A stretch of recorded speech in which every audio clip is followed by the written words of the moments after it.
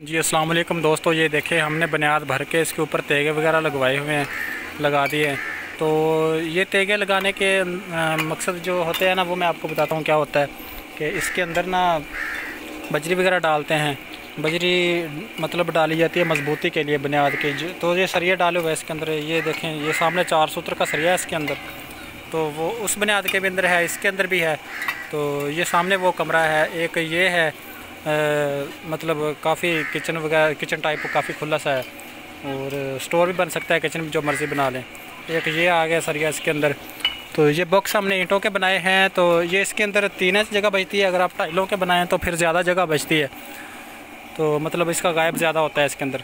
तो इसके अंदर हम बजरी वगैरह डाल लेंगे, वो बजरी जब डालेंगे वो भी मैं आपको दिखाऊँगा।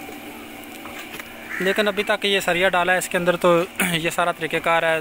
तो ये सामने मतलब ये दीवार आ रही है, वो सामने कमरा है, वहाँ पर इसका जो है ना एक दरवाज़ा लग जाएगा। 4 फुट का लगा सकते हैं, 4.5 फुट का लगा सकते हैं, जितना भी होता है वैसे वो आपकी चॉइस के मुताबिक है। तो इसके अंदर जो बजरी डलेगी वो हम 1 2 4 की डालेंगे, यानी कि 12 तांबे होंगे बजरी के और 6 तांबे होंगे रेत के और 1 बोरी सीमेंट की होगी उसके अंदर। अच्छे तरीके से मिक्सिंग करके डालेंगे। तो ये इसका तरीक़ेकार है। तो ये देखें, ये जब बुनियाद भरते हैं ना, बुनियाद को अच्छे तरीके से गुनिया निकाल लेना चाहिए। ये सामने गुनिया निकाला हुआ है इस चीज़ का, सब गुनिया निकला हुआ है इसका। इसी तरह गुनिया निकालते हैं।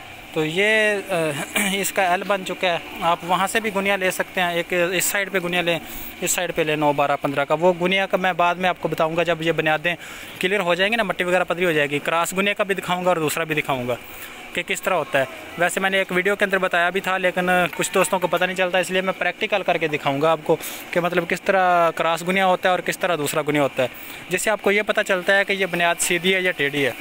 तो ये देखिए, जब बुनियाद भरते हैं तो कम से कम मजबूती होनी चाहिए बुनियाद की। अगर आपकी बुनियाद ही मजबूत ना हुई तो फिर उसके ऊपर जो है ना मतलब बिल्डिंग बनाने का कोई फ़ायदा नहीं होता, बिल्डिंग बैठ जाती है नीचे से। तो ये मशीनी ईंट है, ये जो हमने ईंट ली है वो 7000 की, 6600 की 1000 आई है, मतलब 60,000 की। तो ये जो मतलब हमने ईंट ली है ना, तो ये 1000 ली है।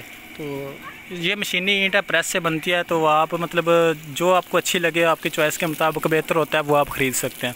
तो इसी तरह ये देखें सामने, मतलब ये जो बुनियादें भरी हुई हैं, इसी तरह ये सामने आ गई। सबसे पहले हमने इसका 27 का नीचे रदा लगाया था, उसके ऊपर हमने इसके ऊपर 22 का लगाया, फिर हमने इसके ऊपर मतलब 18 का लगाया, अब इसके ऊपर 13 है।